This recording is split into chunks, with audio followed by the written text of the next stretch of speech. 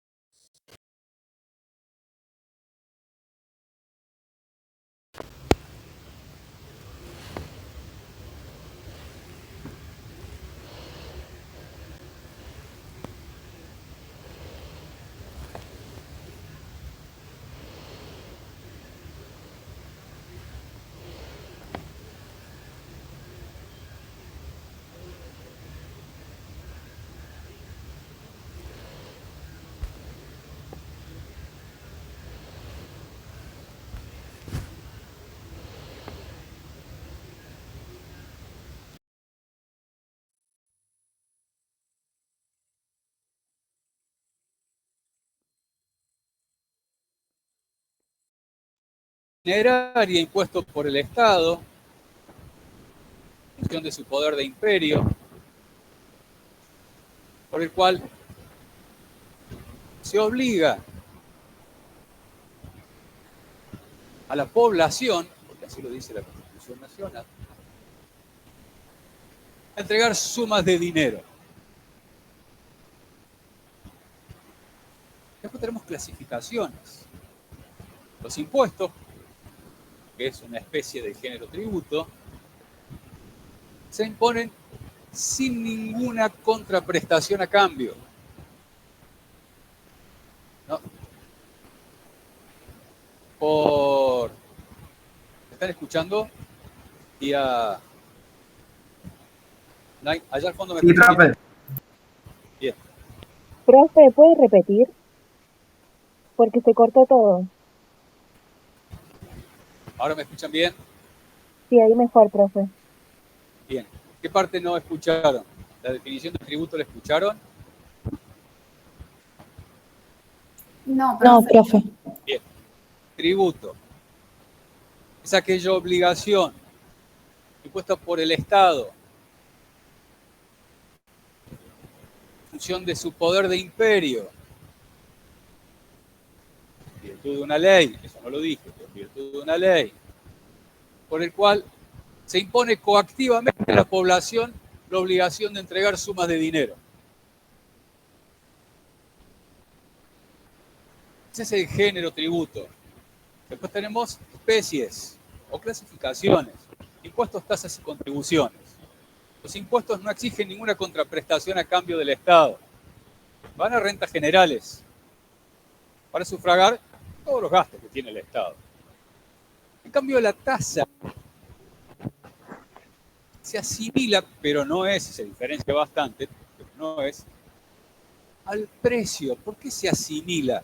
Porque hay una contraprestación efectiva del Estado que tiene que estar disponible para el contribuyente. No le genera un beneficio particular, sino que tiene un beneficio general. Y ahí se diferencia del precio. Está instituido en función de un beneficio general.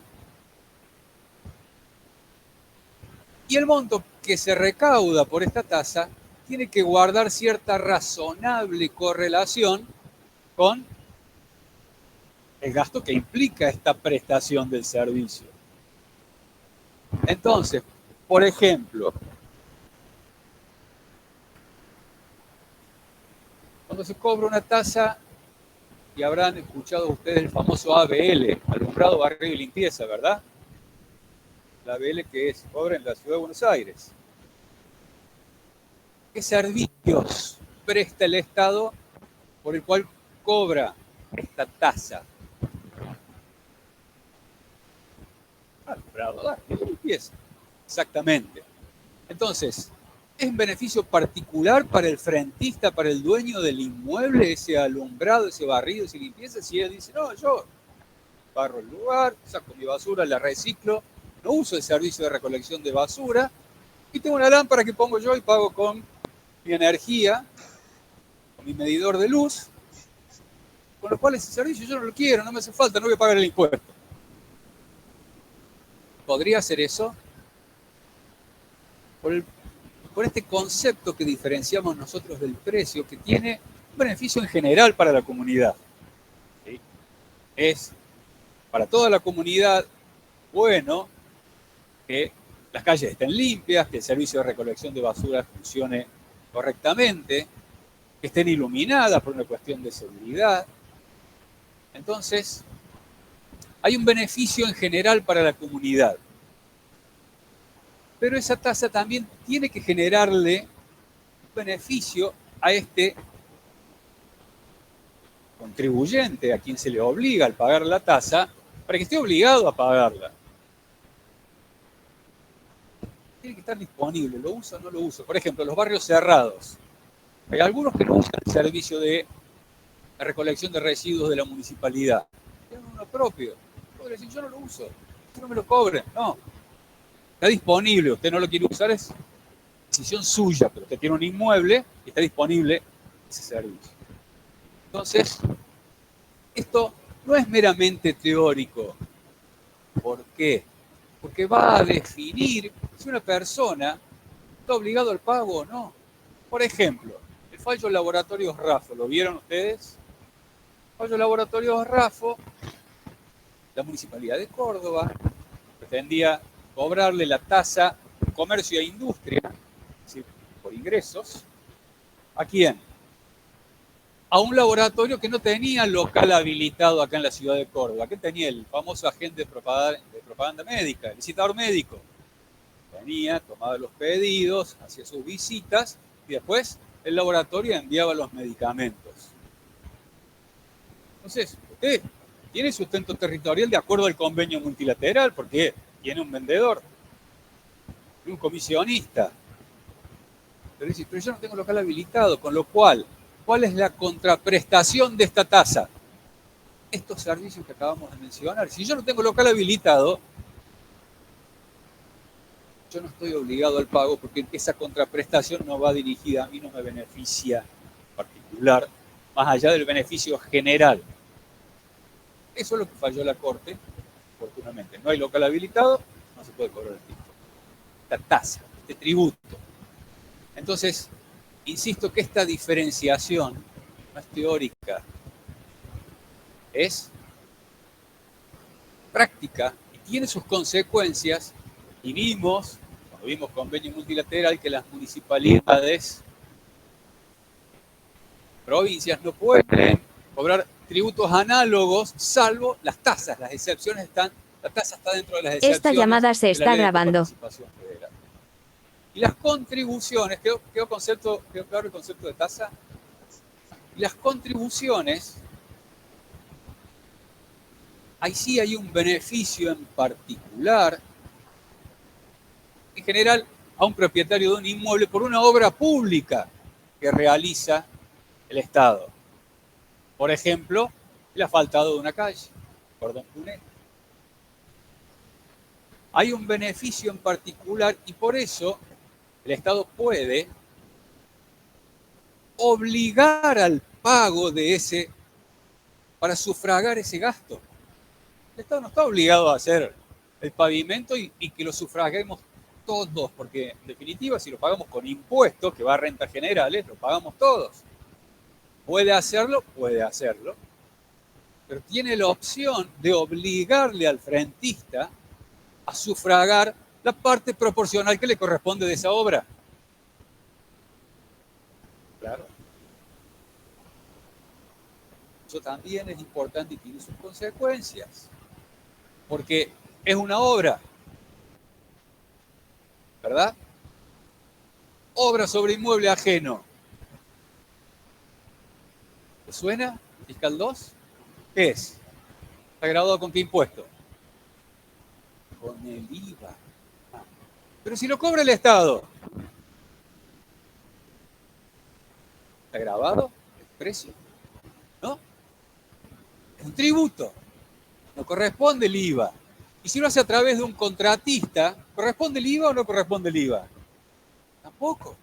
Porque ese contratista lo que le está cobrando al frentista, en definitiva, que le está pagando el monto que corresponde, es un tributo.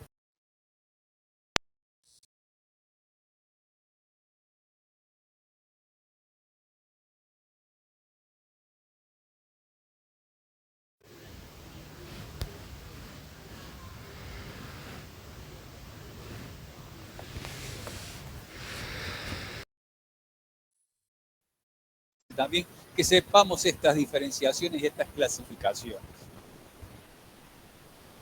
¿Hasta acá alguna duda?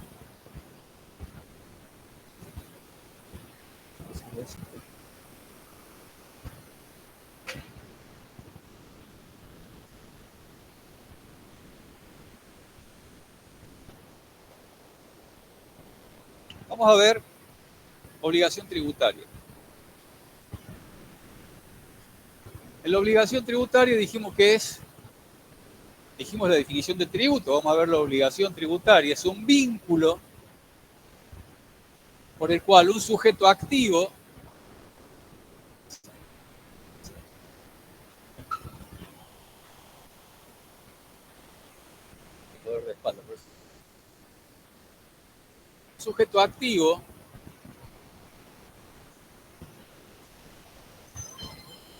en virtud de una ley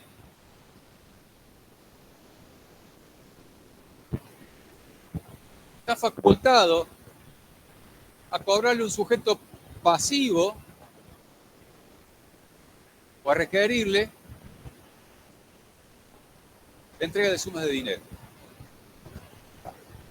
¿Quién es este sujeto activo? ¿Quién es el único que puede cobrar impuestos? AFIP. No, el Estado. AFIP lo puede recaudar al impuesto, pero no lo puede imponer al impuesto. Es cierto lo que vos decís, lo cobra, lo recauda, pero no lo puede imponer. ¿Por qué? Porque es el poder. Se lo da al Estado. AFIP es el poder ejecutivo. ¿Y quién puede imponer el tributo? Nosotros, a través de nuestros representantes del poder legislativo. Es buena la acotación para hacerla bien y aclarar la diferenciación. Entonces, en esta relación jurídica tributaria, ¿cuándo nace esta relación jurídica tributaria?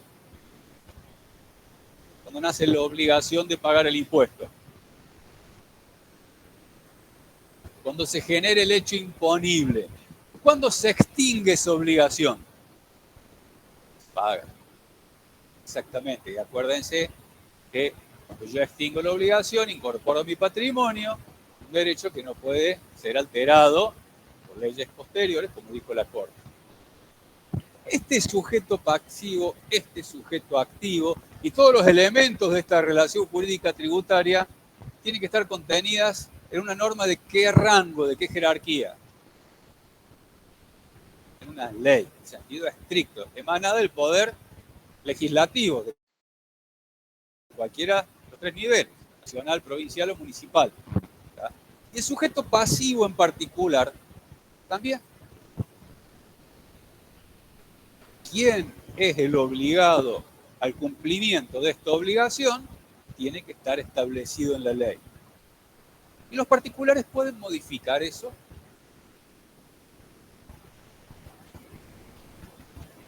Sujeto pasivo vamos a poner. ¿Te acuerdan el fallo que mencionamos la clase que vimos irretroactividad de normas? Fallo Sanatorio Tamendi, que dos partes se habían puesto de acuerdo en que el impuesto que le correspondía a una le iba a pagar la otra. Y la discusión era si pagamos el impuesto de acuerdo a la ley vigente al momento de generación del hecho imponible o al que estableció una ley posterior retroactiva que lo quiso modificar. Y la Corte dijo no. Entre las partes se adeudan el impuesto que se generó o por la cantidad correspondiente a la ley vigente al momento que se generó el hecho imponible. ¿Se acuerdan que lo mencionamos, el fallo Sanatorio Otamendi? Bueno, las partes hicieron un acuerdo sobre ese tributo, sobre quién lo iba a pagar. ¿Es válido ese acuerdo? ¿Qué les parece? Entre las partes, exactamente. ¿Y entre una de las partes y el Estado? Es decir, pongamos que una de estas dos partes había acordado por contrato, sin discusión, fecha cierta, ante escribano, que el impuesto que le correspondía a la otra iba a pagar esta. El impuesto de A lo iba a pagar B. Si A no lo paga, cuando el Estado le venga a cobrar, la AFIP, como dijo su compañero, le viene a cobrar, puede decir, no, mire, yo tengo un contrato acá, que está certificado, tiene que pagar B, vaya a cobrarle a él. Se puede eximir de la obligación mediante este acuerdo de partes. No puede. Y lo dice muy claramente el decreto reglamentario de la ley 11683. Acuerdos de partes sobre la obligación tributaria no son oponibles al Estado, son válidos entre ellas, pero no son oponibles al Estado. Y esto pasó en la causa Ardo Jaín Carolina, ¿le suena? ¿No le suena Ardo Jaín Carolina? Pampita. Sí, claro. Vamos.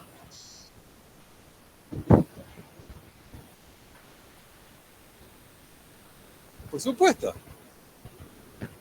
Esta señora, que en esa época, no sé si habrá sido señora, señorita, no importa, modelo, tenía un acuerdo con su agencia de modelos en la cual todo lo que ella percibiera iba a ser libre de impuestos. La agencia de modelos pagaba los impuestos. Y parece que vino discusión si el impuesto lo estaba pagado o no, y cuando el fisco le fue a reclamar, uno de los argumentos que esgrimió la contribuyente, que era la que está establecida por ley como sujeto pasivo, que era Ardo Jaín Carolina, dijo, mire, para él. Y una fiscal le dijo, mire, señorita, acá el decreto reglamentario lo dice claramente, no es oponible. Por más que no lo dijera el decreto reglamentario, ¿era válida jurídicamente esa defensa?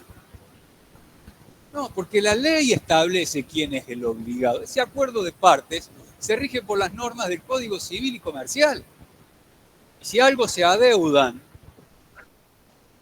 se lo va a discutir en un tribunal civil y comercial, no ante el fisco. El fisco no tiene nada que ver. Yo le voy a cobrar al que la ley dice que es el contribuyente. Y dentro de este contribuyente, que ya lo vamos a ver en clases siguientes, podemos tener, lo vamos a pasar acá, para que se vea mejor.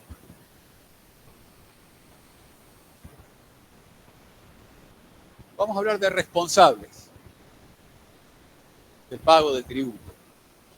Tenemos el contribuyente, que es aquella persona que realizó el hecho imponible. Recuerden, la ley, al describir el hecho imponible, lo incorpora, porque es el que llevó a cabo esa conducta, ese hecho, tenía ese patrimonio que estaba alcanzado en el momento que se generó el hecho imponible. Pero la misma ley puede establecer que hay otras personas que pueden responder por este tributo y que no son los contribuyentes. Son los famosos responsables por deuda ajena. Tenemos responsables por deuda ajena. Estos responsables por deuda ajena pueden ser responsables sustitutos, es decir, sustituir al contribuyente en esta obligación. La ley establece que no va a ser el contribuyente el obligado al pago, sino que va a ser otro el obligado al pago. Ustedes en Fiscal 2 vieron bienes personales.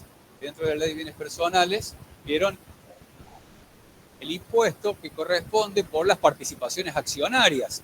¿Quién lo paga? ¿Quién es el obligado? ¿La sociedad? ¿Y la sociedad es dueña de sus acciones? No. ¿Quién es dueño de esas acciones? El accionista. El hecho imponible en cabeza de quién se genera el impuesto. De la persona humana, perfecto. Pero la ley, por una cuestión de recaudación y de simplificación tributaria, dijo, este impuesto, en vez de salir a cobrar a cada uno de los accionistas, se lo vamos a cobrar directamente a la sociedad. Nadie pataleó mucho porque el impuesto es mucho más bajo. La alícuota se estableció el que le corresponde a la persona humana. Entonces, el contribuyente resulta desplazado de esta relación jurídica tributaria por alguien que lo sustituya. Eso tiene que estar en la ley, no en otro lado, no en un decreto, no en una resolución, en la ley. Sustituye, lo desplaza, viene a ocupar el lugar de obligado. El contribuyente no es más obligado. Si no paga la sociedad, el contribuyente tiene. Que la ley no lo establece. Si la ley lo estableciera, sí.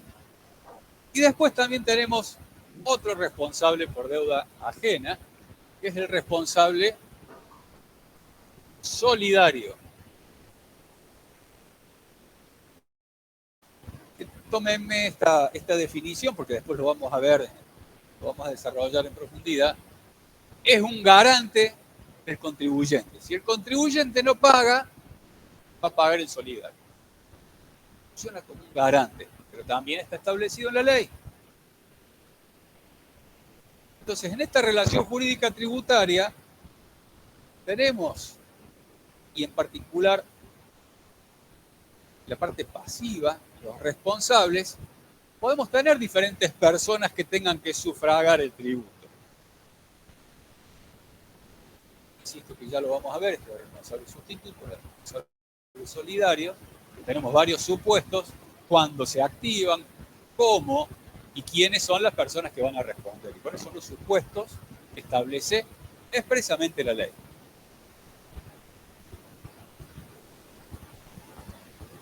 Hasta acá, ¿alguna duda, alguna inquietud? ¿Venimos bien?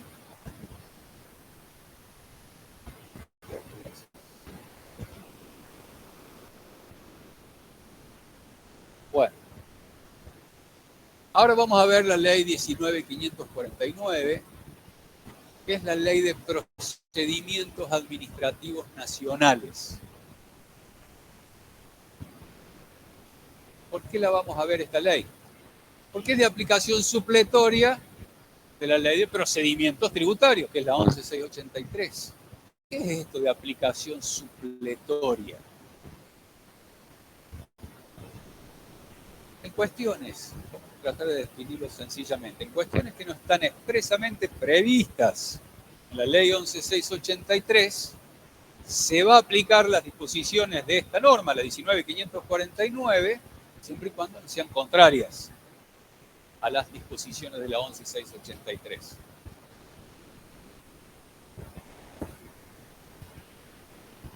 ¿Cómo es esto de la aplicación supletoria? Primero está en el artículo 116 de la ley 11.683, que dice expresamente, en todo lo no previsto en este título, habla del título 1, serán de aplicación supletoria la legislación que regula los procedimientos administrativos, el Código Procesal Civil y Comercial de la Nación y en su caso el Código Procesal Penal de la Nación.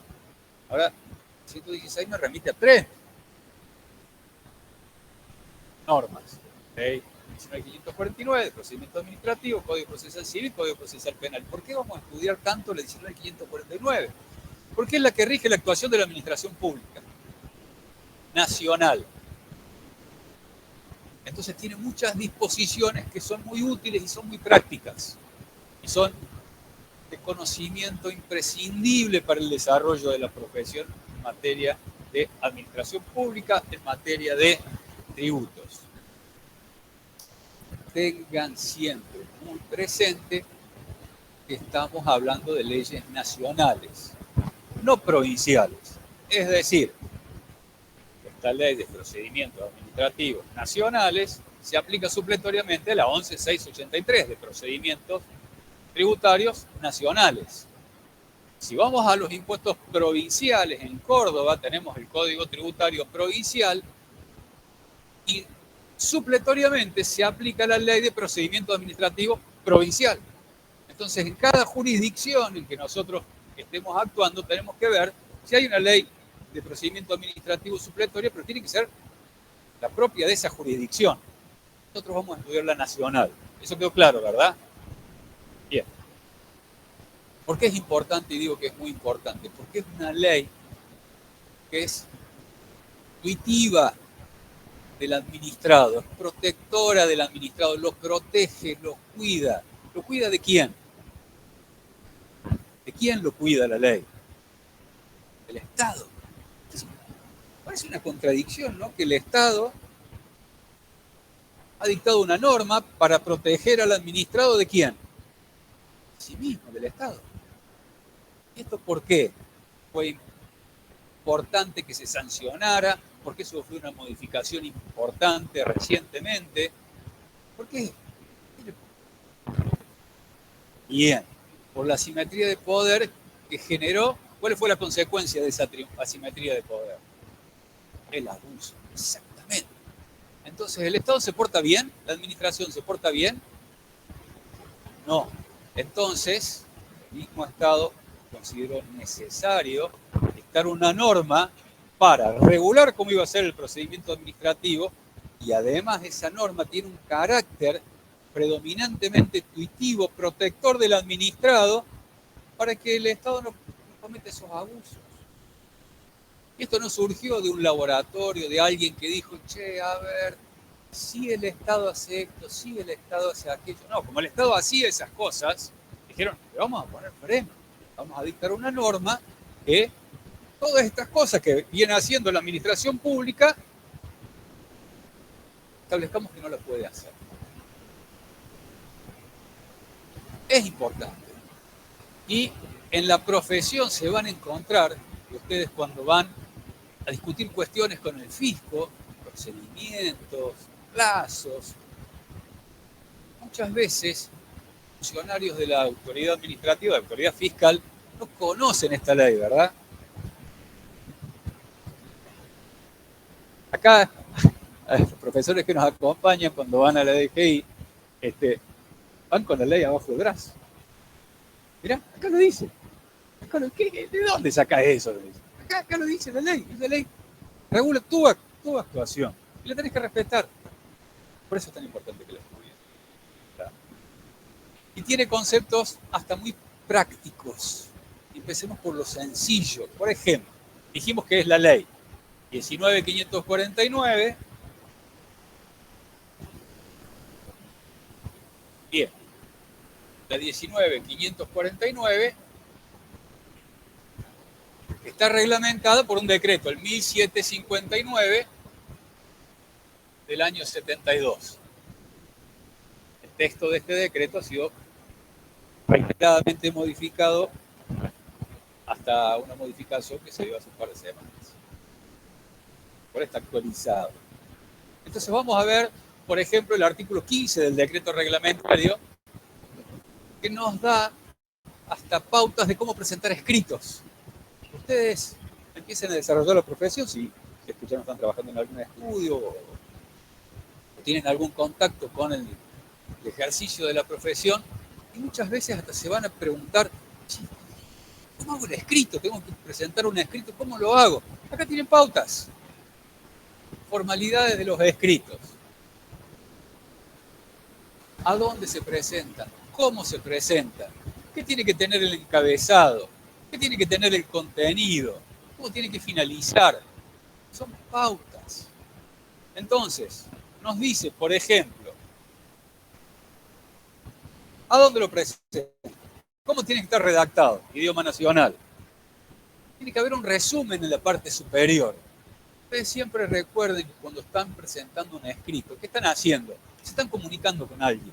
Y si están comunicando con alguien, traten de hacérsela fácil. ¿Cómo se le hace fácil? En el título, arriba, hagan referencia, si por ejemplo ya hay un expediente iniciado, ¿cuál es el número de expediente? Si hay un sumario, si hay un requerimiento, ¿cuál es el número de requerimiento? ¿Y qué están haciendo ustedes en ese escrito? Solicita ampliación de plazo.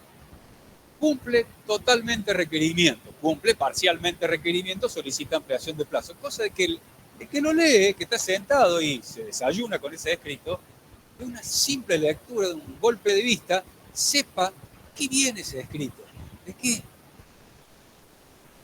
Y la ley lo está diciendo. En el encabezado, pongan esto. ¿A quién va dirigido? Señor inspector, si estoy contestando un requerimiento.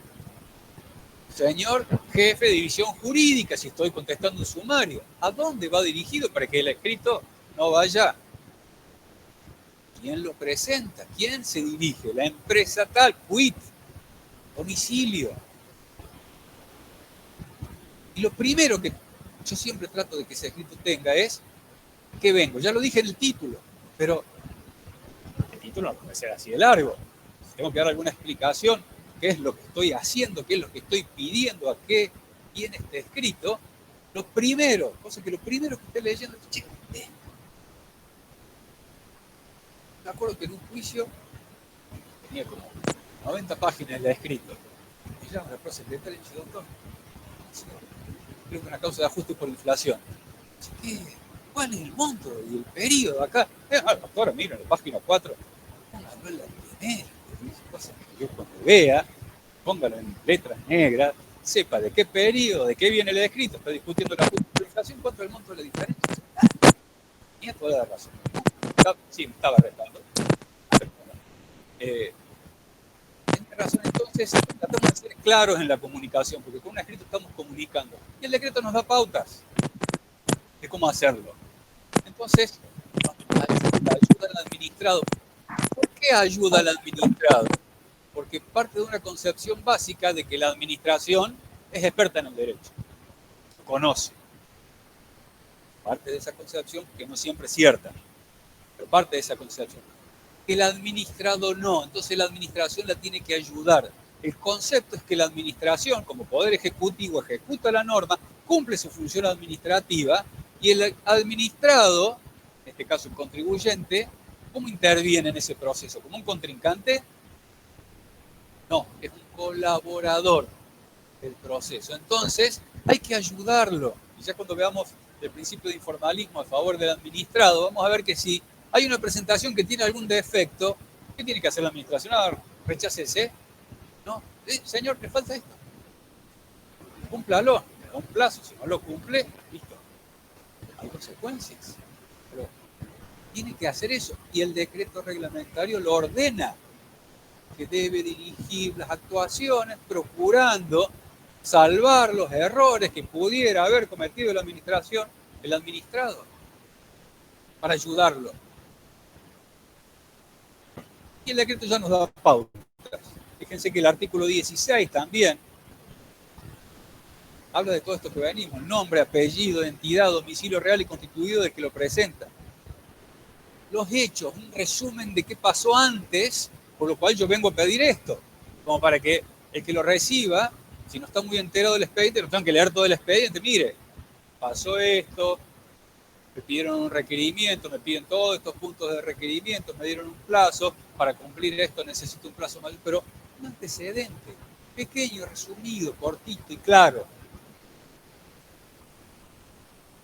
Y después la petición en términos claros. ¿Para qué vengo? ¿Qué pido? ¿Qué solicito? Al final, por lo expuesto, solicito. Tenga por presentado en tiempo y forma la documentación, tenga por cumplido el requerimiento, por ejemplo, si le hacen un requerimiento. Listo, ya está. O se otorgue un plazo mayor para cumplir con la parte del requerimiento que no está cumplido. Que quede clarito. Si pueden ser puntitos separados, si son distintos pedidos, si vengo a cumplir una parte y a pedir una prórroga, pongámoslo en puntos separados, cosa que sea fácil de leer. Eso es lo que está tratando el decreto reglamentario. ¿Qué no debe faltar en un escrito? La firma de quien lo presenta. ¿Por qué? ¿Qué da la firma a un escrito? ¿Qué permite saber ese escrito cuando tiene una firma abajo? ¿Quién es el autor del escrito? ¿Quién? Si no tiene firma, podemos saber si el que lo presentó en realidad o el que dice que lo presentó, porque arriba está el nombre, el documento, Eduardo Gorosito, el número de documento, constituyendo domicilio, vengo por la presente a solicitar, y abajo no tiene firma. No saben si ese escrito es mío. No tiene firma, puede haber presentado cualquier otra persona, no le puso la firma, entonces podemos identificar el autor de ese escrito a través de la firma. Y escrito sin firma no tiene ninguna validez, dijo la Corte. Hoy en las presentaciones digitales no se exige la firma hológrafa, que es la manuscrita, sino que a través del ingreso con la clave fiscal ya se presume que ese escrito está firmado por quien lo presentó. Pero si lo tenemos que presentar por mesa de entradas, porque hay escritos que no se pueden presentar digitalmente, sino que se presentan por mesa de entradas, es decir, físicamente con sello de AFIP, si no tiene la firma, no tiene ninguna validez ese escrito. Se va a tener por no presentado. Y el acto se va a tener por no cumplido. Si están cumpliendo un requerimiento, si están presentando un recurso, se va a tener por no cumplido. Entonces es importante tener en cuenta que va siempre la firma. Y si el único que puede firmar es el contribuyente, por ejemplo, no está,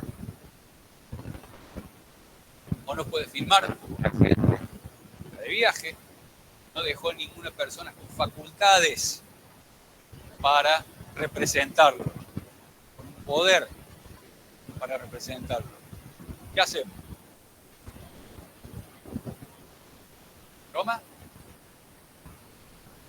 En este caso lo que nos da la solución no es la ley 19.549, sino el Código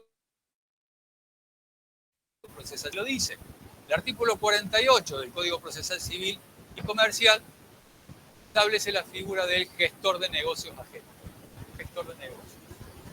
Cuando se tenga que cumplir un acto urgente, es decir, hay un vencimiento de un plazo para cumplir un acto, y la persona que tenga que firmar no pueda hacerlo, un tercero que no tiene facultades para representarlo, viene y actúa en nombre del que sí puede firmar. Y tiene que invocar esta figura de gestor de negocios, que dice el artículo 48. ¿Ven? 48 del Código Procesal Civil y Comercial. Tiene que invocar esta figura diciendo: me vengo a presentar en virtud de lo previsto por el artículo 48 del Código Procesal Civil y Comercial, carácter de gestor de negocios, a fin de cumplir con el requerimiento, interponer el recurso, contestar la vista, contestar el sumario, etcétera, etcétera, etcétera, etcétera. ¿Y ahí terminó la cosa? No. Después tenemos que el representado tiene que o ratificar lo que hizo el gestor, o el gestor tiene que acompañar un poder. Ese poder que acompaña el gestor tiene que tener fecha anterior o posterior al acto que hizo el gestor en nombre del otro. ¿Cómo? Bien, ¿por qué posterior? Es lógico, pero sí, es correcto. ¿Por qué? Porque cuando cumplió el acto dijo que no tenía poder. Por eso usaba esta figura. Si hubiera tenido poder, ¿qué hubiera hecho? Hubiera acompañado el poder. Si yo estoy facultado para representarlo en función de este poder que me ha dado. Usó la figura del 48. ¿La usó por qué? Porque no tenía poder. Entonces, puede ser cualquier persona. Tiene que ser pariente, no tiene que ser el asesor, denominado contador, el asesor, no puede ser cualquier persona. Eso se tiene que hacer dentro de un plazo de 40 días. ¿Qué pasa si no se hace? Si no se cumple con esto, que venga el representado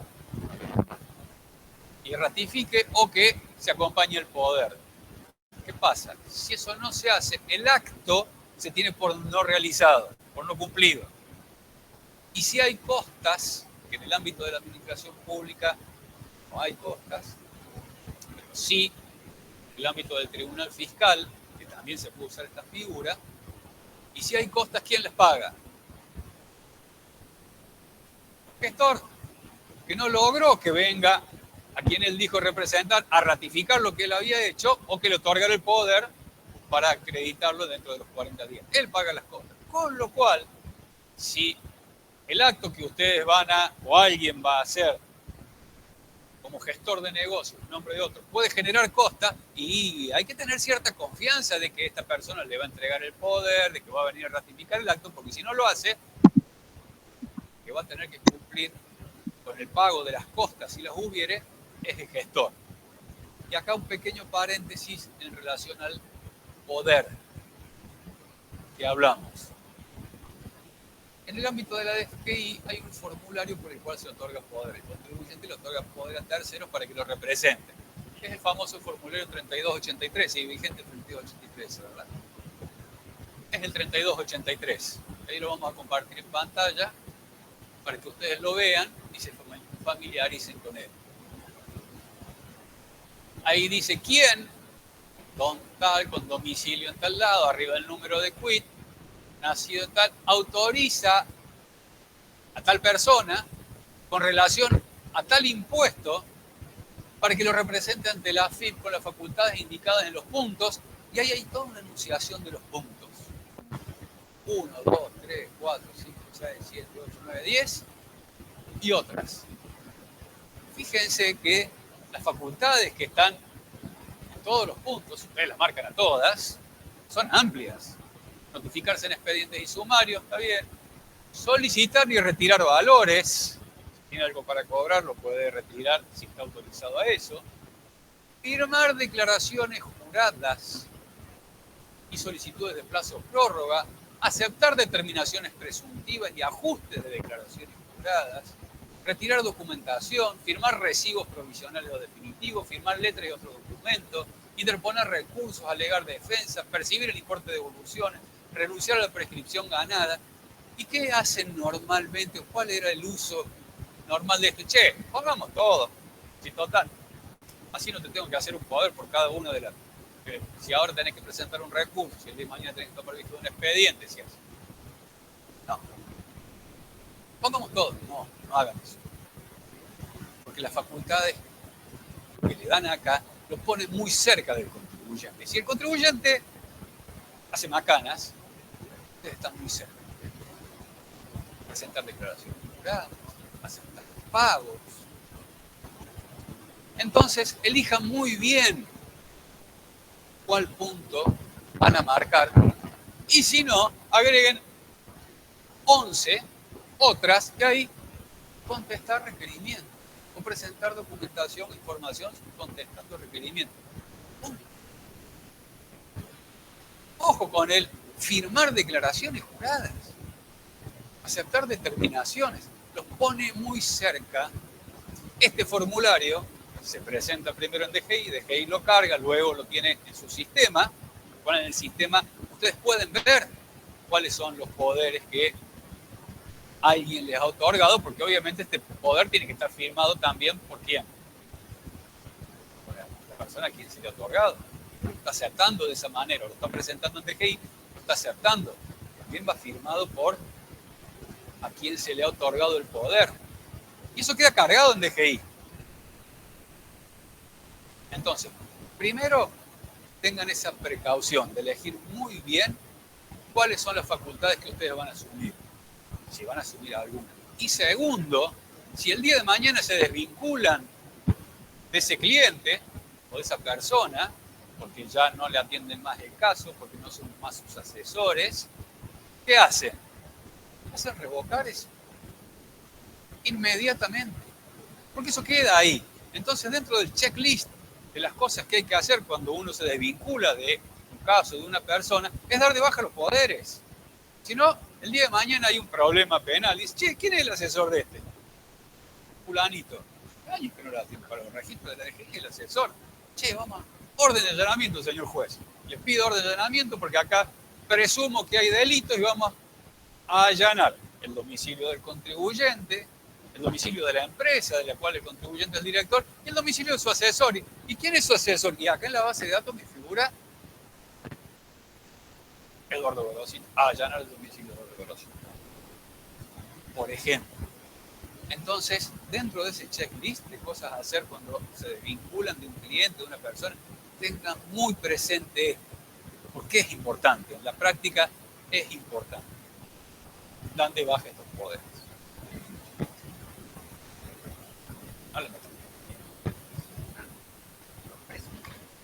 Queda muy cerca del contribuyente. Y si el contribuyente ha hecho macanas, ¿sí? Ustedes quedan muy cerca. Y no está por quedar cerca de alguien que ha hecho macanas cuando uno no las ha hecho. Si uno las ha hecho, lo van a encontrar por otro lado, no por el poder. Y uno se puede desvincular de esto después probando que no tuvo nada que ver, que está desvinculado de este cliente hace años o hace mucho tiempo, que estos hechos que se le atribuyen pasaron mucho tiempo antes de que ustedes o después de que ustedes se desvincularan, pero lo van a probar después. Mientras tanto, el mal trago o el mal momento lo pueden pasar.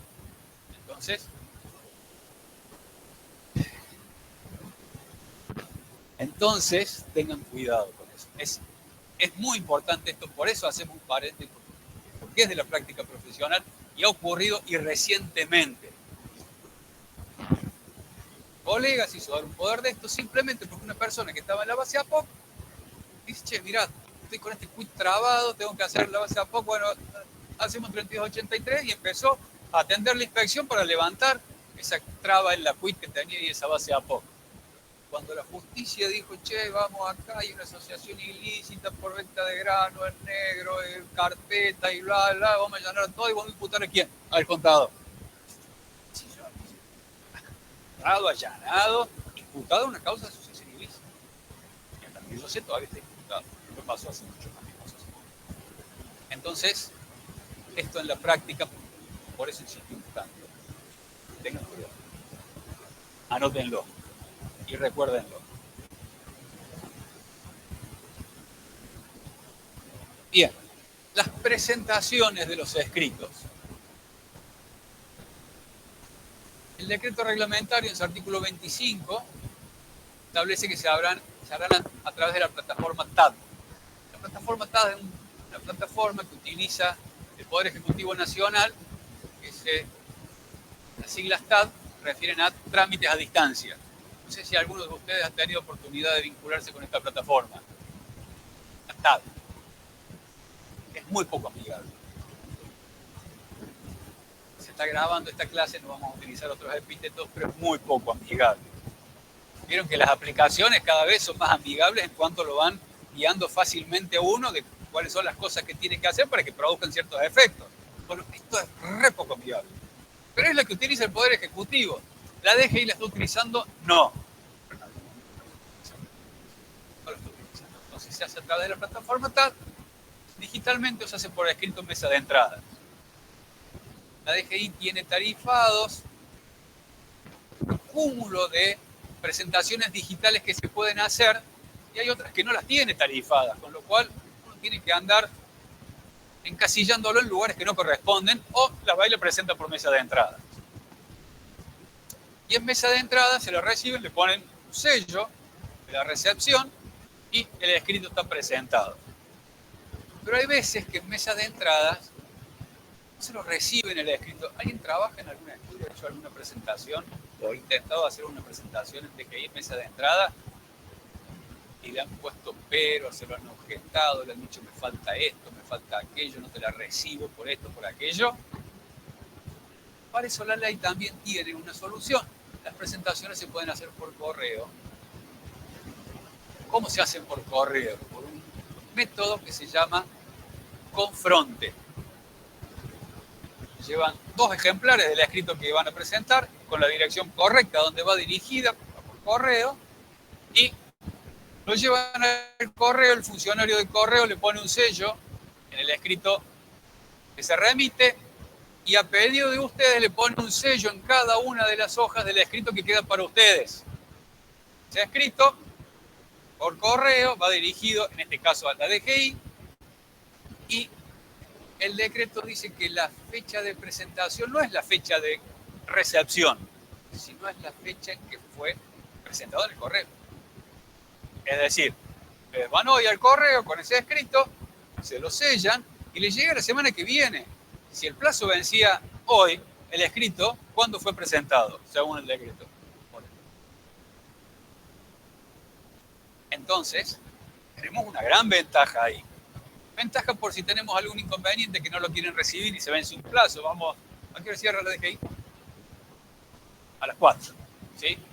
Llegamos sobre la hora, 3:30, y el funcionario que nos tenía que recibir el escrito dice, no te lo recibo. Porque le falta esto, porque le falta aquello. No, pero mira que no te lo recibo y no te lo recibo. No hay tiempo de ir a buscar un escribano para dejar constancia de eso. Y en el tiempo que volvemos al lugar donde está lo que el funcionario nos pide, por ejemplo, un poder, y volvemos, la DGI cerró. ¿Y qué hacemos? Quedamos sin plazo. Confronte. Entonces nos vamos al correo, los 2 ejemplares del escrito, presentación por confronte. ¿Es barato? No, no es barato. Es caro porque va con aviso de retorno y es una carta certificada. Te cobran por peso. Si el escrito es gordo, tiene muchas hojas, te van a cobrar por peso. No es barato, pero es una solución. Tenemos una solución. Y también nos sirve, por ejemplo, si la presentación la tenemos que hacer, qué sé yo, en Río Cuarto y estamos en Córdoba. Tenemos que viajar hasta Río Cuarto, volvernos después. Yo la presento aquí en Córdoba por correo, dirigido a San Martín 137, que es donde está la sede de la DGI en Río Cuarto. Está presentado.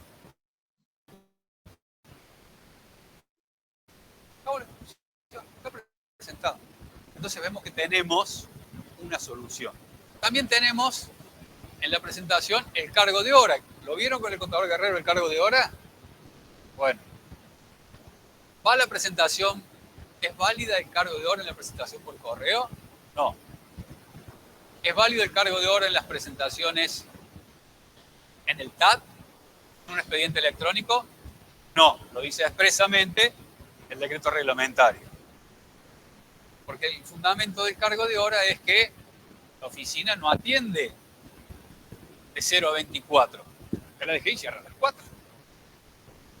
Entonces, si yo tengo un día completo para cumplir ese acto y a las 4 me cerró, me cortaron 8 horas. Entonces, el cargo de hora tiene el fundamento de como no tenemos ese plazo, nos dan un plazo adicional que son las 2 horas, 2 primeras horas del día siguiente, hábil inmediato para hacer la presentación. Pero si es una presentación digital, yo puedo presentarla hasta las 12 horas. Por eso el fundamento se pierde y cae. Y por eso el decreto reglamentario en los expedientes electrónicos dice, ya sea por TAT o por otra plataforma, que permita presentaciones digitales, no está previsto. Ahora, ¿la DGI tiene expedientes electrónicos? Todavía no. Entonces podemos interpretar que es válido el cargo de hora en la presentación por escrito que yo hago en una causa o en una presentación que no esté prevista digitalmente en la DGI. Si está prevista, yo pierdo fuerza en el argumento. Pero si no está prevista y la tengo que presentar presencialmente, en ese caso sí podemos interpretar que es válido. Pero ya lo vieron con Guerrero esto, ¿verdad?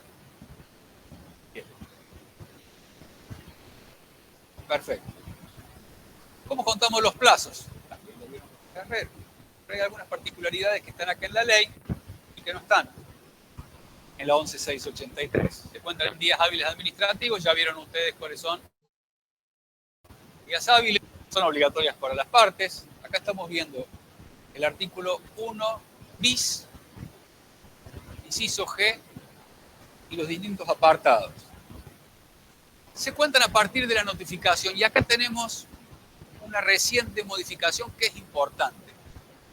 La ley de procedimientos administrativos, en el artículo 1 bis, inciso G, apartado 3, este 3 está con números romanos, pero minúsculos. ¿Querían complicar? Explicar. 1 bis. primero bis. G, el apartado 3. Fíjense que dice que se contarán a partir de la notificación. Está bien. Ahora, ¿qué más dice? ¿Qué debe contener la notificación? Y dice que la notificación debe contener o indicar cuáles son los recursos que están previstos contra ese acto y en qué plazo se deben interponer esos recursos. La administración le tiene que ayudar al administrador. Dice, mire, acá yo estoy tomando una decisión, si usted la quiere impugnar, puede presentar un recurso. ¿Qué recurso y en qué plazo puede presentar ese recurso? Le tiene que decir, le tiene que informar, le tiene que avisar por esto que dijimos, este carácter intuitivo que tiene la ley. Antes de esta última modificación, si no lo hacía, el plazo se extendía a 60 días. Después de la modificación, la omisión total o parcial, dice la ley. Es decir, si no indicamos cuál es el recurso, o si no indicamos el plazo, conduce a la nulidad de la notificación. La notificación es inválida, no produce efecto. Recuerden ustedes que, vamos a ver, los actos administrativos empiezan a producir efectos ¿desde qué fecha? ¿Desde qué momento? Desde que son notificados. Y si esta notificación carece de alguno de estos avisos que la ley exige, la ley prevé como consecuencia de que no es válida, no produce efectos, no hay notificación. Entonces, los plazos para interponer ese recurso no empezaron a correr nunca. ¿Por qué? Porque no hay notificación y la decisión no produce efectos. Sí.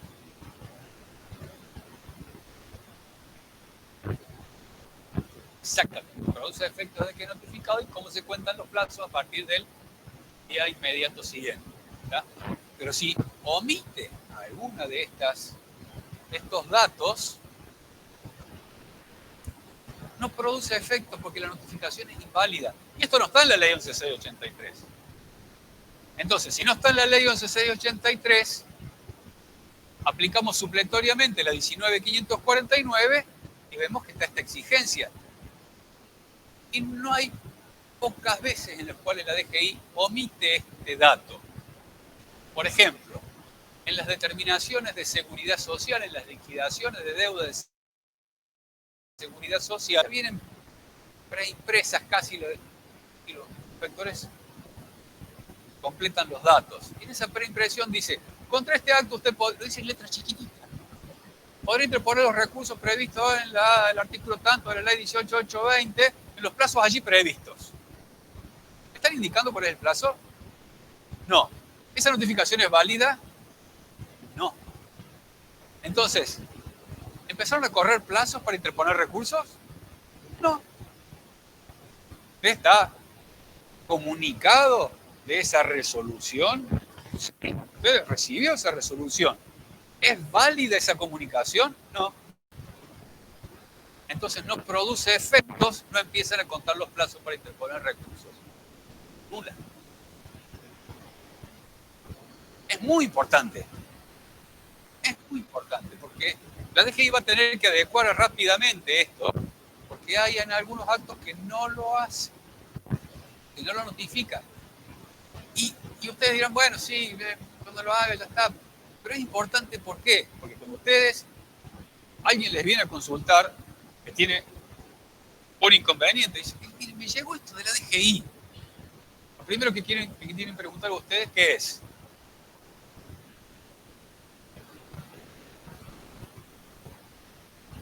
¿Cuándo llegó?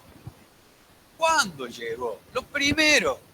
Y muchas veces se van a encontrar con que del otro lado la respuesta es así. ¿Cómo que no sabes? Fíjate que el acto tiene una fecha de emisión, pero la notificación puede ser distinta. ¿Y desde cuándo produce efectos del acto? En la fecha de notificación, no desde su fecha de emisión. Entonces, ¿cuándo fue notificado? No sé. Y ustedes ven que el acto tiene fecha 20 de mayo del 2024. Hace 3 meses.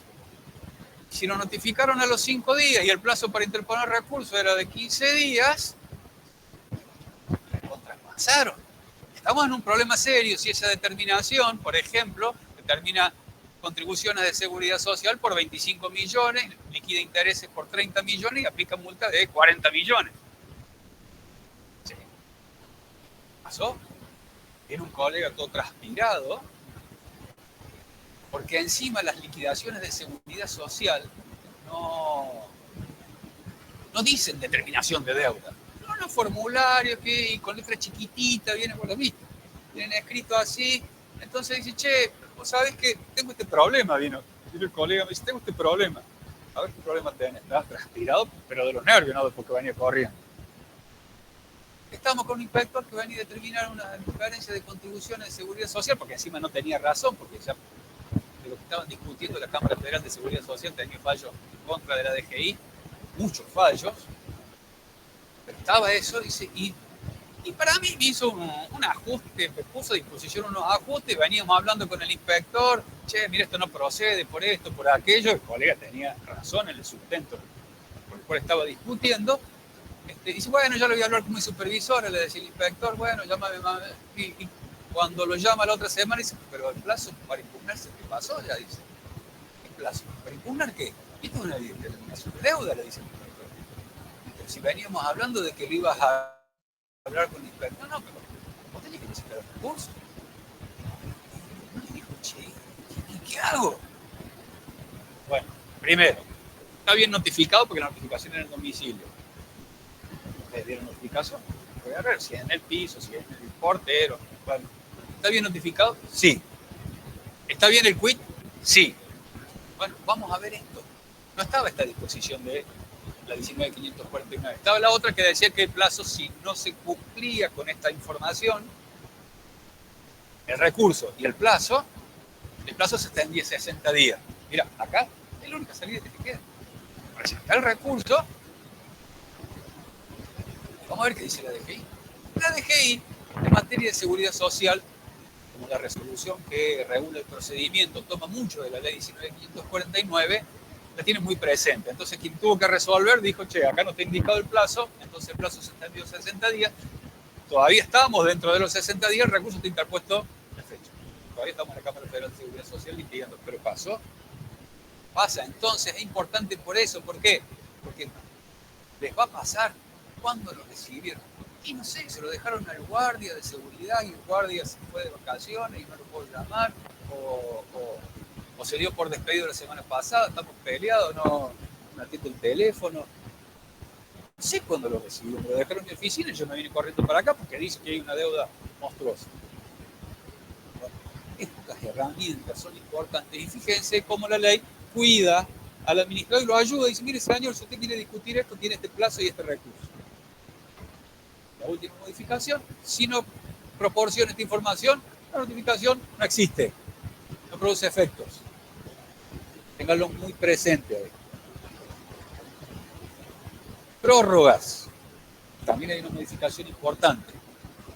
El 1 bis G, apartado 6, dice que antes del vencimiento se podrá solicitar una prórroga.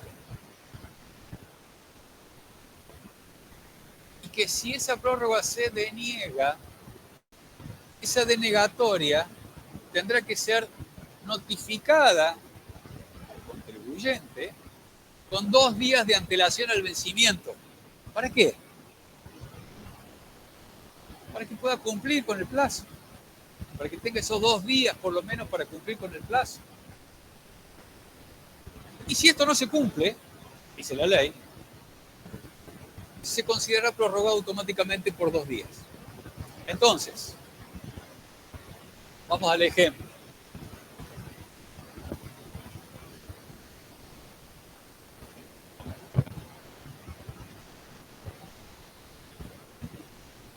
Claro. Fíjate con eso.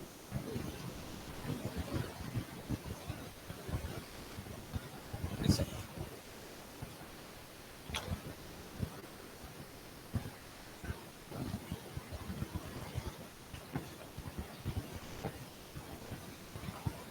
Acá finaliza el plazo.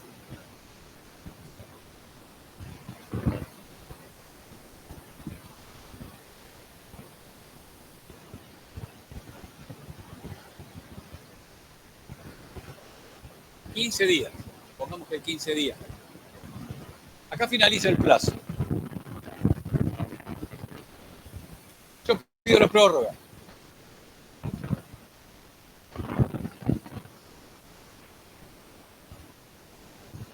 La DGI, ¿qué puede hacer con la prórroga?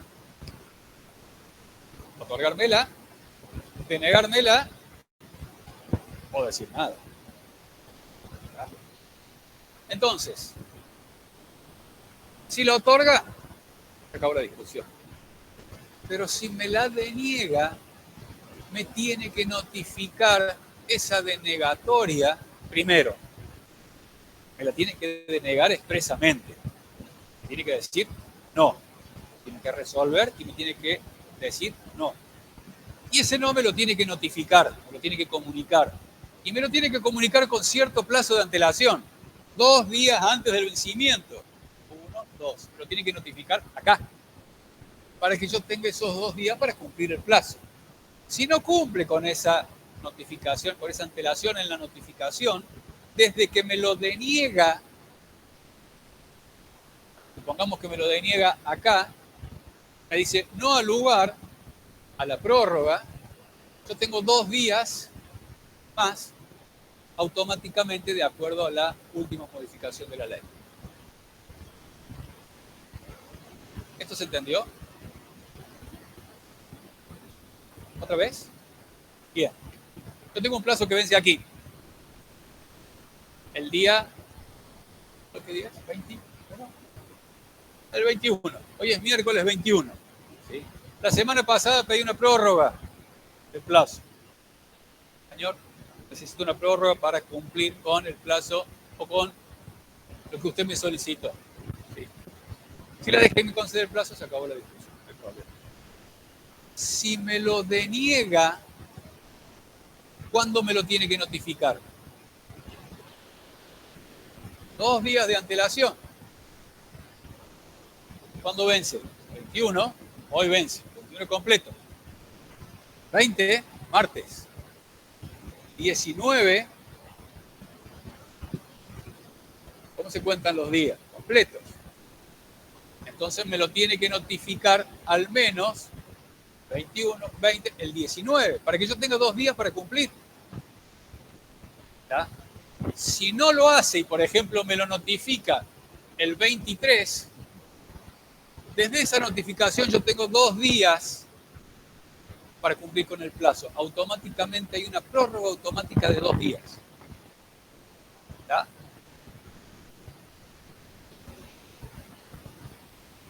¿Cómo?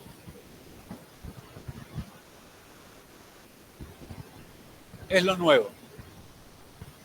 En el artículo 1 bis, inciso G, apartado 6. ¿Tienen el...? Antes del vencimiento de un plazo, la administración podrá de oficio, lo puede hacer también la administración sin que se lo pida. Pero dice antes del vencimiento del plazo. O a pedido del interesado disponer su ampliación por el tiempo razonable que fijere mediante resolución fundada y siempre que no resulte de perjudicado derecho de tercero. La denegatoria deberá ser notificada por lo menos con 2 días de antelación al vencimiento del plazo, cuya prórroga se hubiera solicitado. En caso contrario, el plazo quedará automáticamente prorrogado hasta 2 días después de que se haga efectiva la notificación de lo resuelto del registro de prórroga. Si me niegan, después del vencimiento del plazo, yo tengo 2 días más. Antes no estabas. No decía nada de eso. Decía que lo debía notificar con 2 días de antelación. Pero antes de la modificación no decía qué pasaba si la DGI no cumplía con eso. Gordillo, un administrativista muy reconocido, excelente, brillante, falleció hace poquito, decía, daba esta solución. Y tenemos que dar 2 días más, pero no estaba en la ley. Ahora sí está. Automáticamente tenemos 2 días más. ¿Para qué? Para que pueda cumplir con el plazo. Y una prórroga era porque necesitaba, la DGI se la puede dar o no. Pero si no se la da, lo tiene que decidir expresamente, lo tiene que notificar y esa notificación tiene que cumplir con cierta antelación y si no cumple con esto, Desde que se lo deniega tiene 2 días para cumplir. ¿Está? La pregunta es, ¿qué pasa si la DGI no me contesta? Nosotros dijimos, la DGI puede otorgar la prórroga, puede denegar la prórroga, o puede hacer silencio. El silencio de la administración, y está en el artículo 10 de la ley 19.549, por regla es negativa. Fíjense lo que dice el artículo 10. El silencio o la ambigüedad es, sabemos lo que dijo, no está claro lo que dijo. Se regirá de conformidad con las siguientes normas. A. Cuando se tratar de pretensiones que requieren de ello un pronunciamiento concreto, se interpretarán como negativa. Solo mediante disposición expresa podrá conferirse al silencio sentido positivo. Entonces, por regla, negativa. ¿Cómo solucionamos esto? ¿Cómo congeniamos lo que dice el 10A con lo que dice el 1B, inciso G, apartado 6?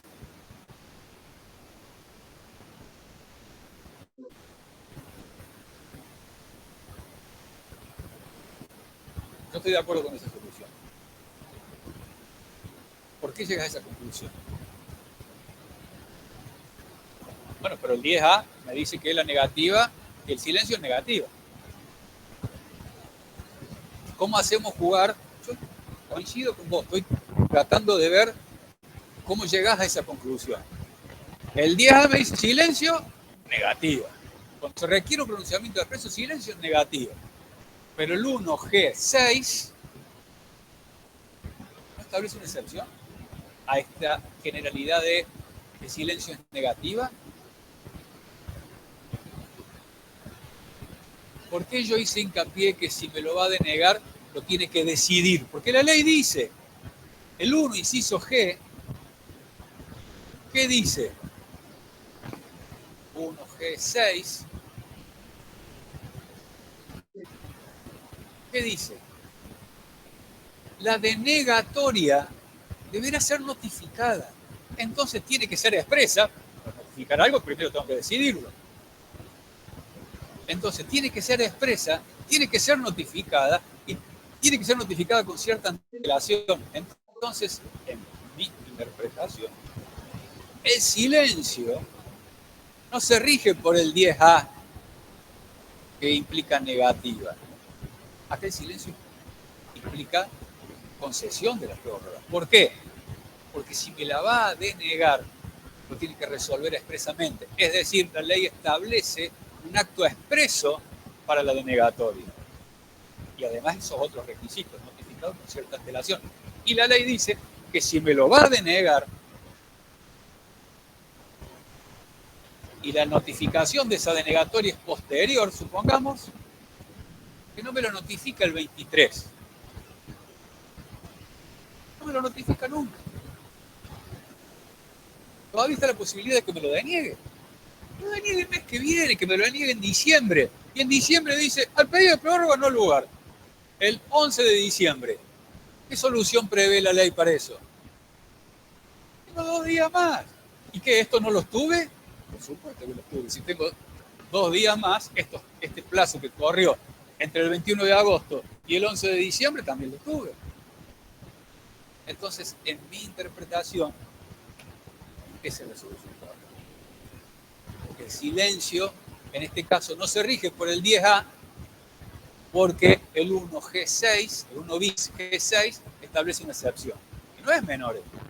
Le va a pasar muchas veces que van a pedir una prórroga y no lo van a contestar. Hoy la DGI está un poquito más rápida en la contestación del pedido de prórroga, pero hay veces que no se lo contestan.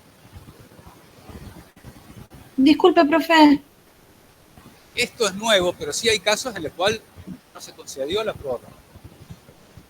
Y teníamos el mismo problema, porque la ley decía, ahí vamos con la pregunta virtual.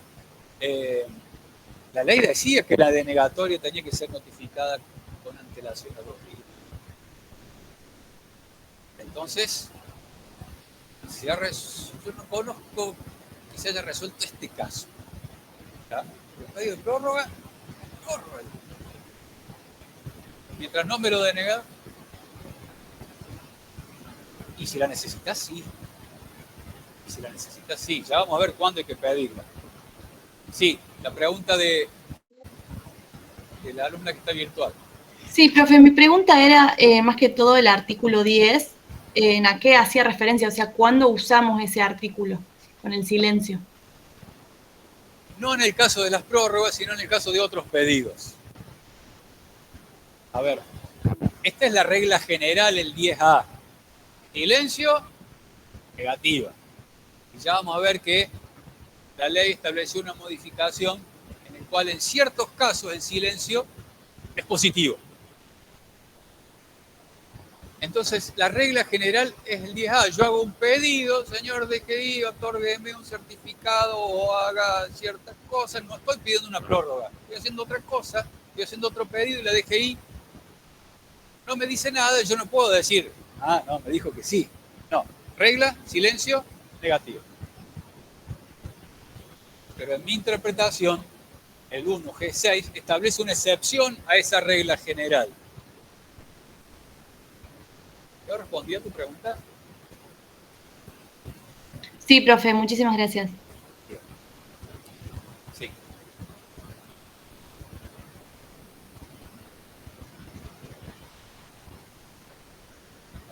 Esa es la otra pregunta. Muy bueno. A eso íbamos cuando hablaba con tu compañero recién. ¿Cuándo la tenemos que pedir?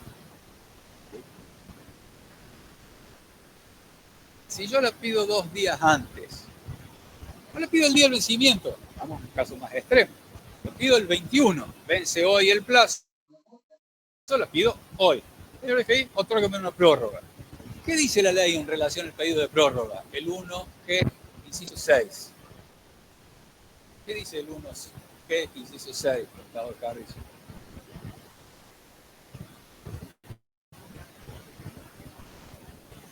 ¿Cuándo lo puedo pedir? Apenas inicia el inciso. ¿Qué dice? ¿Cuándo?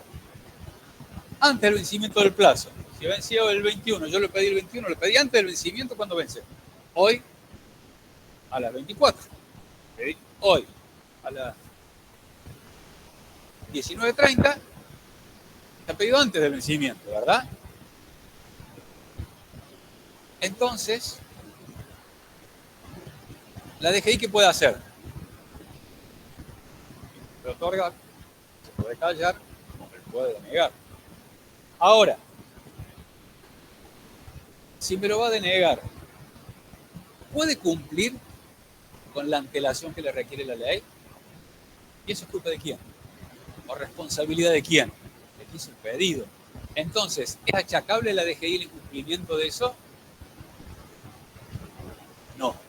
Vamos a leer de vuelta cuál es la consecuencia. La denegatoria deberá ser notificada por lo menos con 2 días de antelación. En caso contrario, el plazo quedará automáticamente prorrogado hasta 2 días después de que se haga efectiva el plazo. Entonces, ahí establece como una especie de penalidad para la administración, en este caso la DGI, por no cumplir con esa antelación. Pero no le podemos endilgar responsabilidad en ese incumplimiento, porque fue el que hizo el pedido el que lo puso en esa imposibilidad de cumplimiento. Con lo cual, en ese caso, parece que la solución que se impone es que no tenés los 2 días automáticos como te lo deniega. Ahora, la ley no dice que en el caso que se lo hubiera puesto en imposibilidad de cumplir, pero surge de una interpretación lógica y racional. ¿Verdad? Ahora bien, la DGI me puede denegar la prórroga con fundamento en que el pedido, como no fue realizado con 2 días de antelación, está realizado fuera de término. ¿No? Tenemos posturas encontradas, me gusta. ¿Quién dijo que no? ¿Quién dijo que sí? ¿Por qué? Entonces, el que hizo el pedido lo hizo con el tiempo que marca la ley. ¿Qué le dice la ley? Antes del vencimiento usted puede hacer el pedido. ¿Está?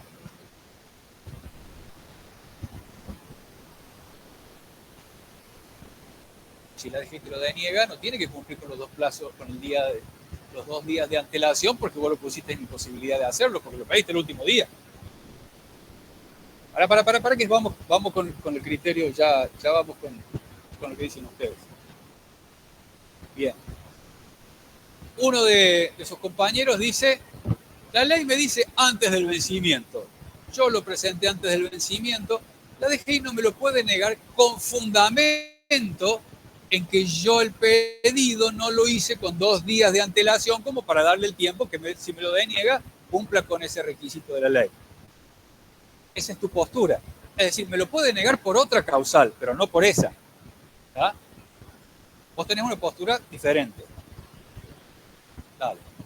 A ver, en ese caso, vos decís, la DGI no me lo puede rechazar porque está presentado fuera de término el pedido, porque es extemporáneo. Porque vos decís, si la ley me dice hasta antes del vencimiento, está presentado en el término que marca la ley. ¿Tá? Vos tenés una postura diferente. ¿Cuál sería tu postura?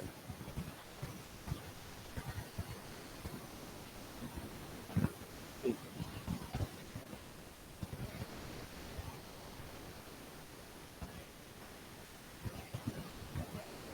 Es que no porque según el criterio que nosotros dijimos, que parece que se impone, no tendría que cumplir con esos 2 días de antelación porque no los puede cumplir.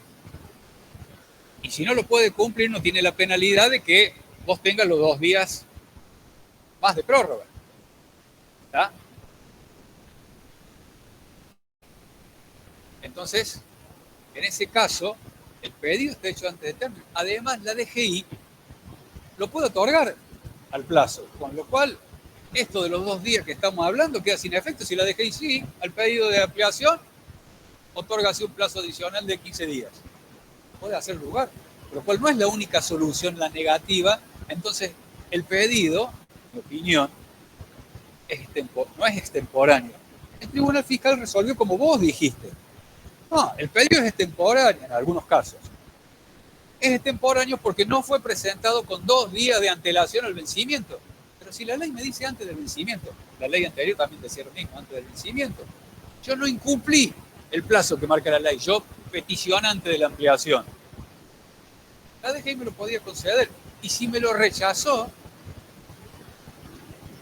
yo no me podría quejar que no me notificó con 2 días de antelación porque yo lo puse en esa situación, yo peticionante. Pero el Tribunal Fiscal resolvió como vos decís. Es decir, este pedido está bien rechazado si se rechazó con fundamento de que está presentado fuera de término.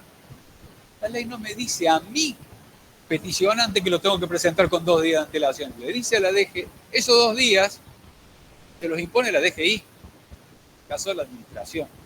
Ese es mi criterio, pero en algunos casos del Tribunal Fiscal tuvo un criterio diferente. Entonces, como regla, y el pedido lo hagamos con 3 días de antelación. ¿Tá? Regla. Y sí, para no entrar en esta discusión, pero hay veces que no queda. Porque dice, che, mira, vence, ¿cuándo vence? Hoy hay que pedir una prórroga. Y la pidamos hoy.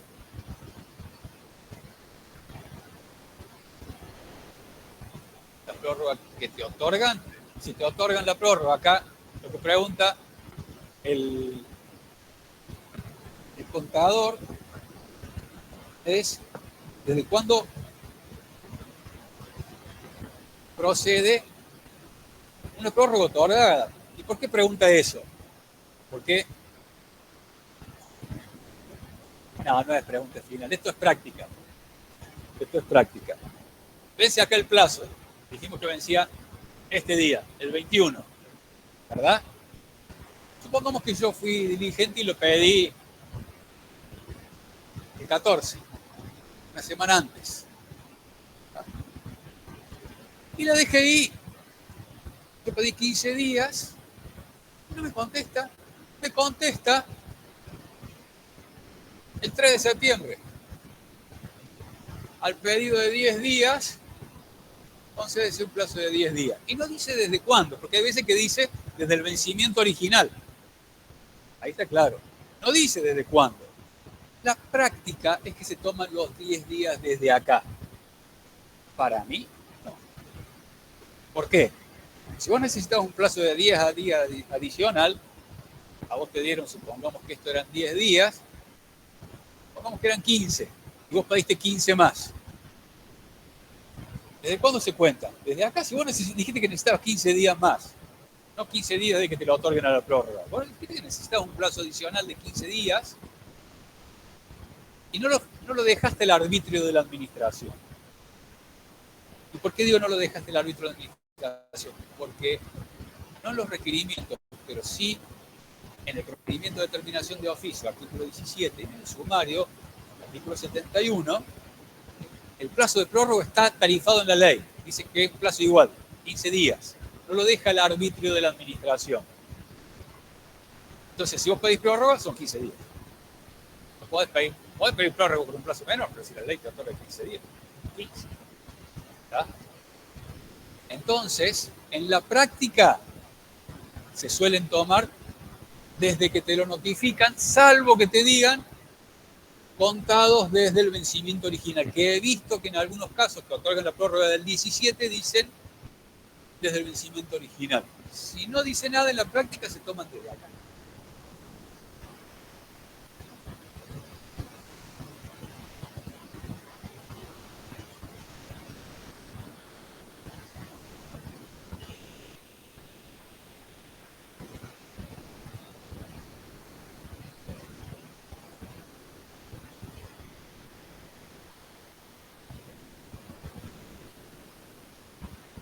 Y algún maldito no lo va a pedir con anticipación. ¿Por qué? Porque lo va a pedir con 3 días de antelación.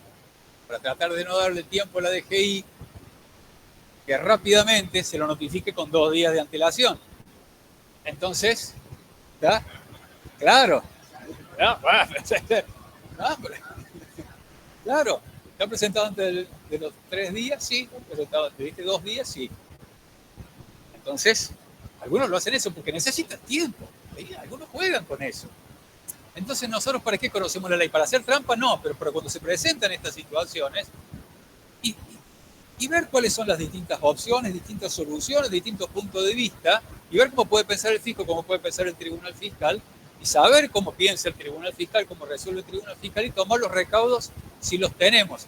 Y si no tenemos los recaudos, porque dijeron, che, vence hoy, listo, meté la prórroga, sabemos a qué nos enfrentamos. Por un análisis de la norma razonable, una interpretación coherente y razonable. Sí. Sí.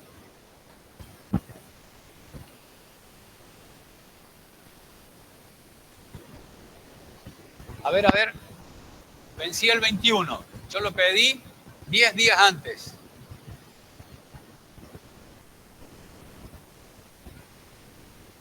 Pero me notifican 5 días antes, según tus cálculos. Yo lo pedí 10 y me notifican a los 5 días, son 5 días antes. ¿Qué te la dan? ¿Qué te la dan? Es lo que decía recién el contador Craver. ¿Desde cuándo se computa ese plazo? Vos tenías originalmente un plazo de 15 días. Si te dieron 15 días más y te lo notificaron 5 días antes del vencimiento, obviamente que vos el plazo original de 15 días lo seguís teniendo, y estos 15 son adicionales al plazo que vos tenías. Entonces, solicito la ampliación del plazo por un plazo adicional de, supongamos que no está tarifado en la ley, los requerimientos, no está tarifado en la ley cuánto es el plazo de ampliación. Vos podés pedir 30 días porque te pidieron un montón de cosas y necesitas tiempo para hacerlo. Vos podés pedir 30 días. ¿Verdad? Si te los conceden a los 30 días, en tu caso, antes del vencimiento del plazo, vos el plazo original lo tenías, porque pediste un plazo adicional al que ya te dieron. Eso es lo que decía recién, y es la aclaración que hizo el contador Craver en tu pregunta. ¿Yo respondía? Vos tenés una pregunta.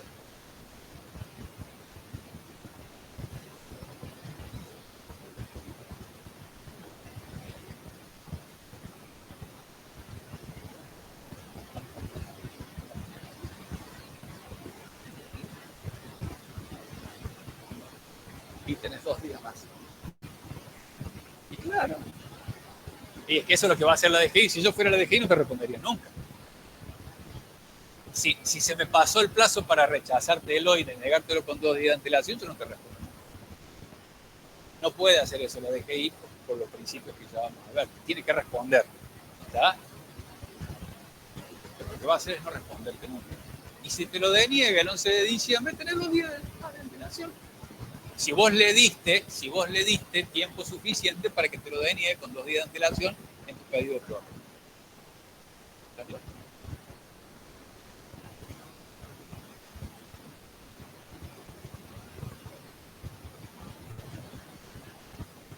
Hay que ser razonables. En el ejercicio de la profesión seamos razonables. Siempre. Seamos razonables.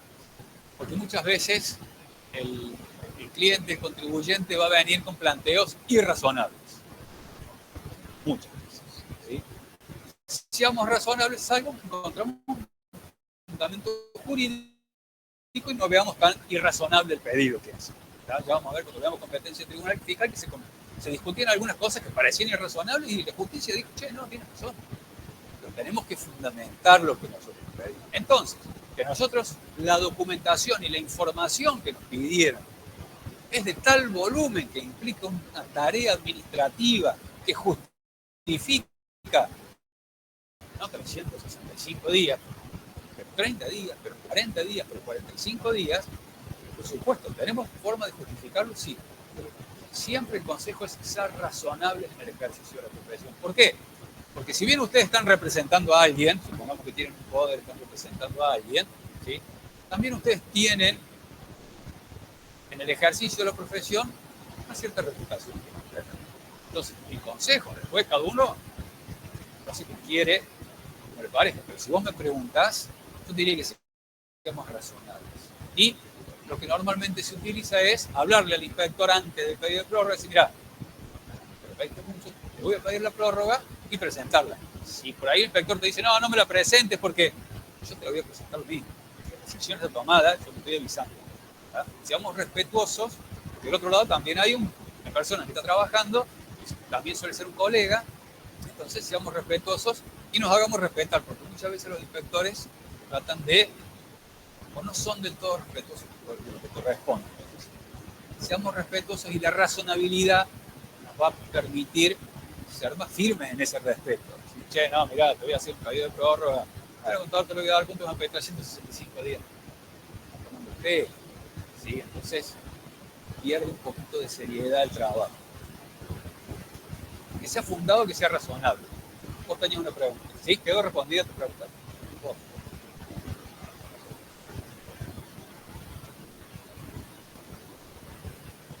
¿Cuál plazo? ¿El original? No. ¿Te dieron un plazo de 15 días? Ese plazo de 15 días vos lo tenés. Lo que estás pidiendo acá es una prórroga, una ampliación del plazo. Estás pidiendo, che, necesito un plazo adicional. Y la DGI te lo puede conceder o no. Y si te lo rechaza, lo tiene que notificar con 2 días de antelación. Y si no lo hace, vos tenés 2 días más de que te notifica el rechazo. Claro. Me vas a meter un problema. No, vamos a la primera de. Sí. Sí.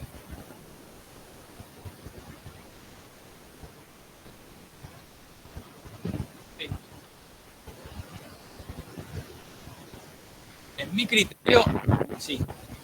Porque si yo le di el tiempo suficiente a la DGI para que cumpla con rechazarla y notificarlo con 2 días de antelación, no rige la regla general del 10A que silencio implica negatoria, sino está concedida. Otra interpretación podría decir, no, mire, ahora está legislado de silencio positivo, con lo cual no va a eso. Entonces, ¿cómo juega para qué está el 1G, inciso 6, que establece eso? ¿Para qué está?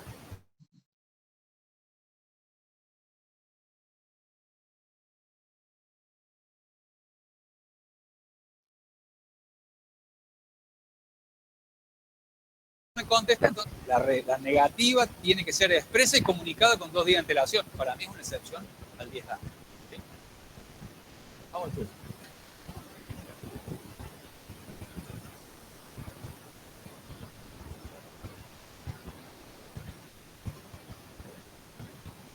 De oficio, dice la administración. Vamos al 1G, inciso 6. Ponerlo en pantalla. No, en ese caso está previsto que no hay prórroga, está previsto expresamente que los plazos para interponer recursos son improrrogables.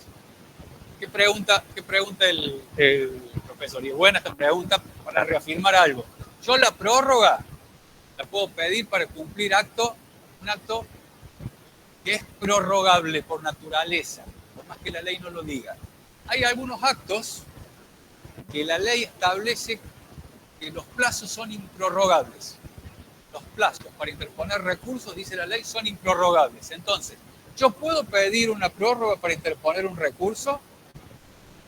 Sí, puedo pedir, no está prohibido que yo lo pueda pedir. ¿Ya? La pregunta del contador Carrizo es, ¿qué pasa si alguien en la administración me otorga la prórroga? Tiene que ser muy amigo, esa persona que contra la ley otorga un plazo, está prohibido por la ley. ¿Ya? Por eso tendría que ser muy amigo. Sí. Está bien. Entonces, ¿qué pasa si me otorgan el plazo? Es improrrogable el plazo para interponer recursos. Me lo otorgó la administración, para mí está concedido. Para mí está concedido.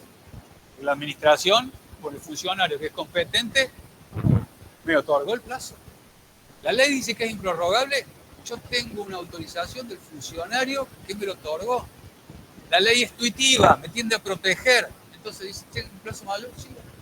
Ahora, él no me puede conceder un plazo para interponer un recurso ante una autoridad que no es en la que él trabaja, de la que él es funcionario. Che, tengo un plazo adicional para interponer un recurso ante el Tribunal Fiscal y no es un funcionario del Tribunal Fiscal, no.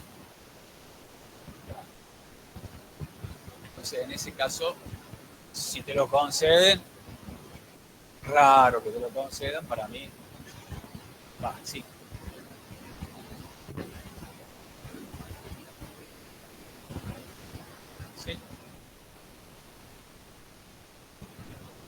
Sí. El martes. ¿Y te contestaron con 2 días de antelación? Claro, el martes tenés miércoles y jueves. A ver, lo podemos pensar diferente, que los 2 días de antelación no incluyen el día del vencimiento. Vamos a leerlo de vuelta. Vamos a leer de vuelta el 1G, inciso 6.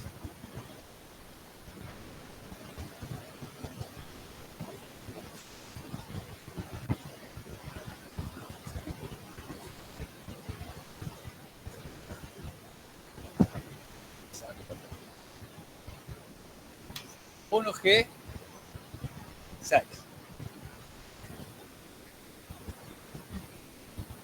Con 2 días de antelación. ¿Cómo computamos esos 2 días? A ver, ¿qué piensan ustedes? ¿Cómo contamos esos 2 días de antelación? ¿Son antes del día del vencimiento? Podemos pensar así también. ¿Cómo dice el 1G6?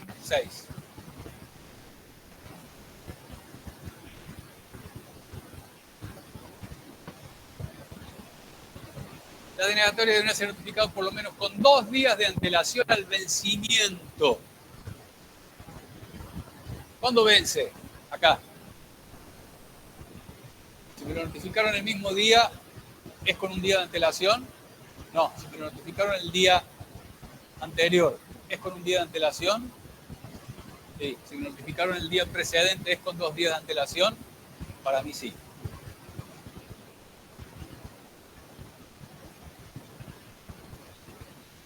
No siempre son hábiles administrativos, pero me parece que la pregunta tuya era si esos 2 días de antelación contamos el del vencimiento o no. No dice el día del vencimiento. Si dijera el día del vencimiento, con 2 días de antelación al día del vencimiento, yo ahí sí te tomo tu interpretación que si me notificaron el martes, no es con 2 días de antelación al día jueves. El jueves lo contamos completo. Si se me notificaron el martes, yo tengo un día más. Uno solo. Tengo el miércoles. Porque el jueves no se cuenta si dijera el día anterior al vencimiento. ¿Se entiende lo que pregunta el compañero? Entonces, si dijera con 2 días de antelación al día del vencimiento, yo te tomo. Pero como dice el vencimiento, yo por criterio de prudencia tomaría al vencimiento como uno de esos 2 días. ¿Sí? ¿Entendió? ¿Hasta acá alguna otra duda?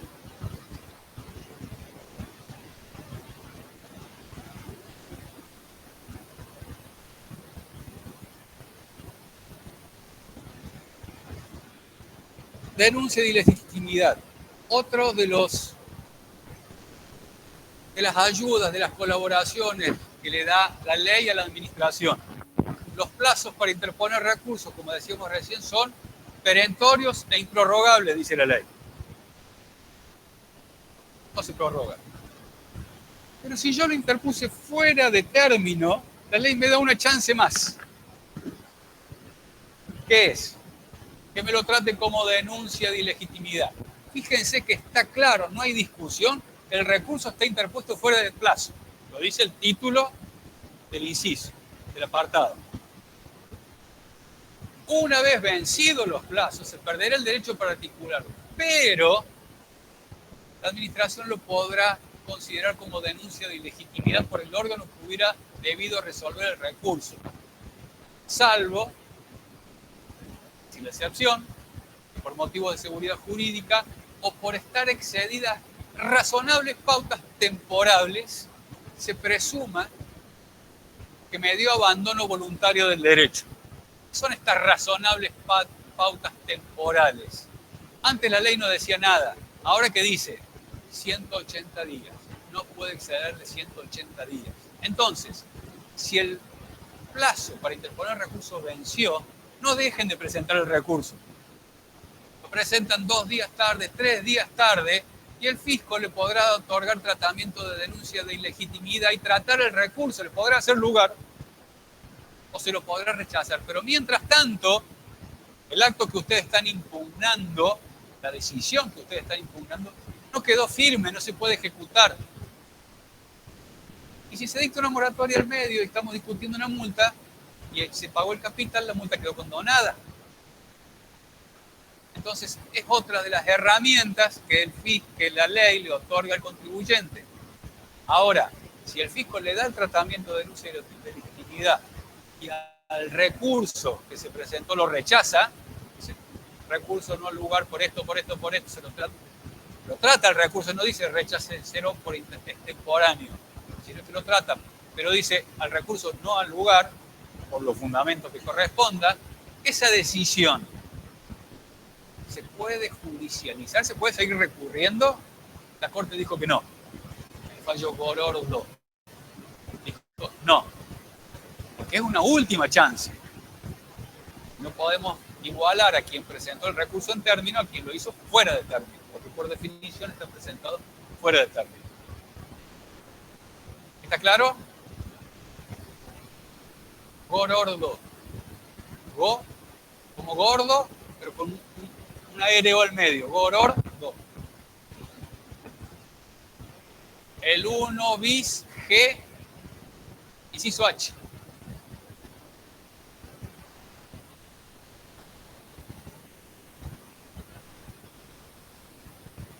¿Alguna duda, alguna inquietud? Seguimos mañana.